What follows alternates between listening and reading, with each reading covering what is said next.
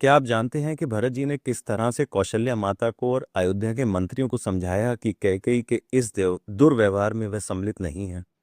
वाल्मीकि रामायण के अयोध्या कांड के 75वें चैप्टर में लिखा है कि कैकेयी को बहुत बुरा भला कहने के बाद वहां उपस्थित मंत्रियों से भरत जी ने कहा, मैं राज्य नहीं चाहता, और ना कभी माता से इसके लिए बातचीत की। महाराज ने जब अभिषेक का निश्चय किया उस समय मुझे नहीं पता था, क्योंकि मैं उस समय अयोध्या से बहुत दूर था। श्री राम के वनवास, सीता और लक्ष्मण के जाने का भी मुझे ज्ञान नहीं है। इस समय कौशल्या माँ को पता लगा कि भरत आए हैं, तो वह उनसे मिलने के लिए चल दी। भरत रास्ते में कौशल्या माता से मिले तो वह उनके गले लगकर खूब रोने लगे। कौशल्या माँ ने कहा, तुम राज्य चाहते थे ना, तो यह निष्कंटक राज्य तुम्हें प्राप्त हो गया। लेकिन दुख इस बात का है कि यह बहुत क्रूर तरीके से पाया गया है। इसमें पता नहीं क्या लाभ देखा गया जिससे मेरे बेटे को वनवासी बना दिया।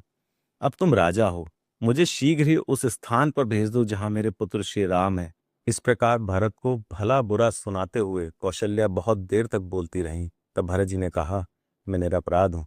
आप तो जानती हैं श्री रघुनाथ जी से मेरा कितना प्रेम है। जिसकी सलाह से श्री राम वन गए हैं वह इस धरती पर उपस्थित सभी तरह के पापों से ग्रसित हो, महान कष्ट उठाए। इस पृथ्वी पर जितने भी पाप हो सकते हैं वह सब उसे लगे। भरत जी ने बहुत देर तक इस तरह की शपथ कौशल्या माता के सामने ली। पति और पुत्र से बिछड़ी हुई कौशल्या को शपथ के द्वारा आश्वासन देते हुए राजकुमार भरत दुख के कारण पृथ्वी पर गिर पड़े। इस समय उनकी बुद्धि काम नहीं कर रही थी और रोते रोते उनकी रात बीत गई।